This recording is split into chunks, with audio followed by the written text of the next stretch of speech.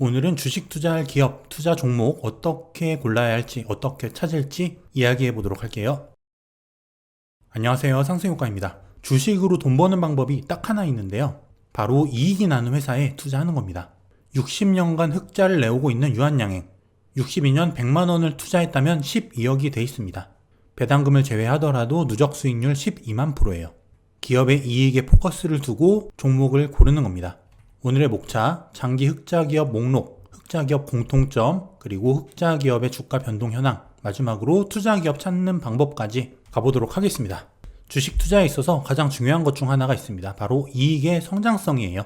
이게 바로 주식 투자 그 자체라고 볼 수 있습니다. 그런데 30년에서 60년간 흑자를 낸 기업이 있습니다. 이런 기업들의 공통점을 알 수 있다면 내 투자 판단에 도움이 되겠죠? 30년 이상 연속 흑자 낸 기업들을 모아놨는데 먼저 60년 이상 흑자를 내온 기업 두 곳이 있습니다. 바로 유한양행과 한독이죠. 모두 다 잘 아시는 제약사죠.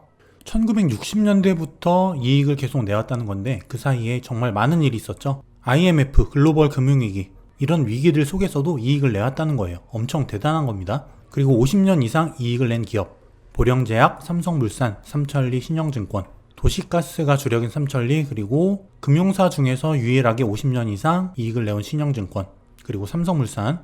전반적으로 보면 삼성 계열사들이 많이 포진되어 있습니다. 그리고 40년 이상 흑자기업, 제비표 페인트 만드는 강남 제비스코, 그리고 농약기업 경농, 고려제강, 국도화학, 녹십자홀딩스, 농심, 대웅, 삼성전자. 대략 공통점이 보이시죠? 삼성전자, LG 같은 세계 1등이 된 기업들도 포진이 돼 있고요. 그리고 30년 이상 흑자를 내온 기업 32곳인데 경동나비엔, 계양전기, 고려아연, 극동유화 쭉 한번 보시게 되면은 공통점이 있습니다. 뭘까요?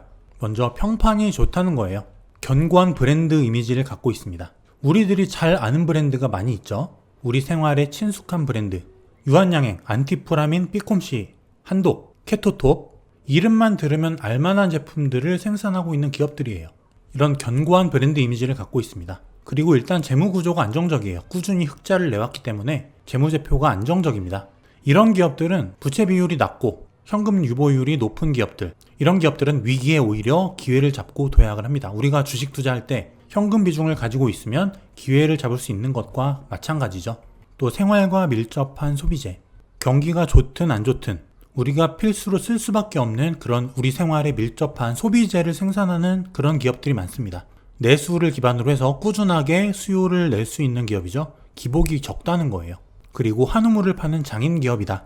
잘 알고 잘 할 수 있는 사업에 집중을 한다는 겁니다. 공격적으로 여기 투자했다, 저기 투자했다 하지 않는다는 거죠. 자신만의 장점을 가지고 있는 강점이 분명한 기업들이라는 거예요. 그리고 안정적인 경영권, 특히 우리나라에서는 오너, 대주주의 안정성이 굉장히 중요하죠. 이 안정적인 경영권을 바탕으로 해서 장기간 안정적으로 기업을 경영해 올 수 있다는 거예요. 되게 많아 보이지만 이 30년 연속 흑자를 낸 기업, 전체 상장 기업의 2.5%밖에 안 됩니다. 이것만으로도 대단한 기록이라는 거예요. 그럼 50년 이상 흑자 기업 6곳의 최근 10년 동안의 주가 수익률은 어떨까요? 먼저 유한양행입니다. 꾸준히 우상향 해왔죠? 10년간 207% 수익이에요. 보령제약 799%, 삼천리 마이너스 4%. 삼천리 같은 경우는 도시가스 비중이 큰데 도시가스 자체는 성장성 자체가 크지가 않죠. 흑자는 내고 있지만 성장성, 이익의 확장성이 떨어지기 때문에 주가 상승률에 있어서는 오히려 마이너스란 거예요. 잠시 후에 정리해드리겠지만 무조건 흑자 기업이라고 우리가 주식 투자를 해서는 안 됩니다. 삼천리 같은 사례가 말해주고 있죠. 그리고 한독, 제약사다 보니까 주가의 기복은 있어요. 10년간 137%, 10년 동안 137%면 큰 건 아니죠. 그리고 삼성물산, 14년도 제일모직과 합병한 이후부터 계산을 하게 되면은 19%입니다. 그리고 금융권 유일 흑자기업 신영증권 126%, 10년 동안 코스피가 75% 상승을 했거든요. 이것과 비교를 한다면 오히려 코스피 지수 상승률에 미치지 못하는 기업들도 많습니다. 오히려 삼천리처럼 마이너스 기업도 있죠. 그럼 우리는 어떤 기준으로 주식 투자할 대상 기업을 골라야 될까요? 참고로 많이 아시는 삼성전자를 볼게요. 꾸준히 우상향 해왔죠? 10년 동안 약 335% 수익을 냅니다. 50년 이상 흑자를 내왔던 기업들과 비교를 한다면 양호한 편에 속하는 수익률이죠. 또 미국에도 40년 이상 흑자를 내온 기업이 8곳이 있습니다. 코카콜라, 맥도날드, 3M, 월마트, 홈디포, 존슨앤존슨, 머크, 화이자. 우리가 한 번쯤은 다 들어봤던 기업들이에요. 불황에도 팔리는 기업이죠. 이런 기업들은 안정성이 굉장히 높습니다.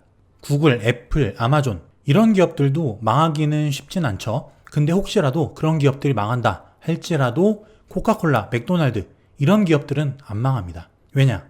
이것들이 없으면 생활 자체가 안 되거든요. 워런 버핏이 좋아하는 코카콜라와 맥도날드 평생 팔지 않겠다고 공언을 했죠. 여러분이 주식 투자 종목을 고를 때 당연히 흑자 기업 중에서 골라야 합니다. 하지만 주의할 점이 있어요. 지금까지 좋았던 기업이 미래에도 좋으리란 보장은 없다는 거예요. 확신하지 말라는 겁니다. 미래의 트렌드, 그리고 생활 방식, 그리고 패러다임의 변화 이런 것들에 적응하고 살아남을 수 있는 기업인지 이익의 확장성이 있어서 성장이 가능한 기업인지 이걸 봐야 된다는 거예요. 일단 기본적으로 장기 오랫동안 흑자를 내온 기업이라면 아까 보셨다시피 성장성에 따라서 주가 상승률의 차이는 있습니다. 그리고 배당이 적든 많든 꾸준히 안정적으로 장기간 나온다는 특징이 있고요. 또 계속 기업으로서의 의미, 기업이 영업을 하다가 중간에 망한다. 주식 투자하는 우리들 입장에서는 상장 폐지 가능성이 있는 거예요. 우리의 돈이 홀라당 날아갈 수 있다는 거죠. 하지만 영속할 수 있는 기업, 망하지 않을 수 있는 기업이라면 그럴 염려가 없겠죠. 굉장히 안정적입니다. 주식 투자는 그런 곳에 하시는 거예요. 또 안정적인 흑자 기업, 꾸준한 배당금을 바탕으로 재투자가 가능하겠죠. 그러면 높지는 않더라도 안정적인 수익을 어느 정도는 거둘 수가 있습니다. 적어도 망하진 않으니까. 가장 중요한 점은 이 꾸준한 흑자 기업 중에서 높은 성장성, 미래에도 매출이 늘고 영업이익이 성장할 수 있는 그런 기업에 투자하라는 거예요. 우리나라 내수 산업도 좋지만 세계로 뻗어나가고 수출 물량이 늘어나고 전 세계로 뻗어나갈 수 있는 그런 기업들, 거기에 투자하라는 겁니다. 그럼 투자 기업 어떻게 선정을 해야 될까요? 일단 기본은 흑자입니다. 꾸준한 흑자가 유지되는 기업, 여기서 선택을 하는 거예요. 이게 기본 중에 기본입니다. 재무 상태가 안정적이지 않으면은 일단 절대 투자를 하시면 안 돼요. 주가는 기본적으로 실적, 그러니까 기업의 가치에 수렴하게 돼 있습니다. 앞서거니 뒤서거니는 하겠지만 어쨌든 수렴하죠. 그리고 이 흑자 규모가 점점 늘어나야지만 주가도 함께 올라갈 수 있다는 거예요. 그리고 미래 패러다임 변화에 살아남을 수 있는 기업, 필름 카메라 코닥, 그리고 IT 시대를 열었던 야후 이런 기업들 도태됐죠. 지금 인류 기업일지 몰라도 미래에는 어떻게 될지 모른다는 거예요. 그러기 위해서는 내가 미래의 우리 생활 그리고 삶, 패러다임이 어떻게 바뀔지 예측하고 예상할 수 있어야 된다는 거겠죠. 그래야만 그 패러다임 안에서 살아남을 수 있고 1등 기업이 될 수 있는, 매출이 늘어날 수 있는 그런 기업을 찾을 수 있을 겁니다. 그리고 이것도 굉장히 중요해요. CEO의 도덕성인데 CEO가 횡령이나 착복 이런 것들 해가지고 구속되거나 배임을 한다거나 이런 사례가 굉장히 많죠. 그런 일이 발생하면 주가는 폭락합니다. 출렁이죠. 기본적으로 이 대주주의 안정성, 대주주 지분이 높고 그리고 도덕성이 검증된 분, 이런 사람이 오너로 있다면 일단 기본적인 안정성은 깔고 간다고 보시는 거예요.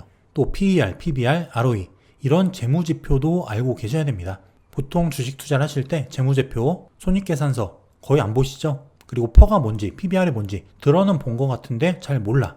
당연히 투자에 참고하지도 않죠. 하지만 이 정도는 알고 계셔야 돼요.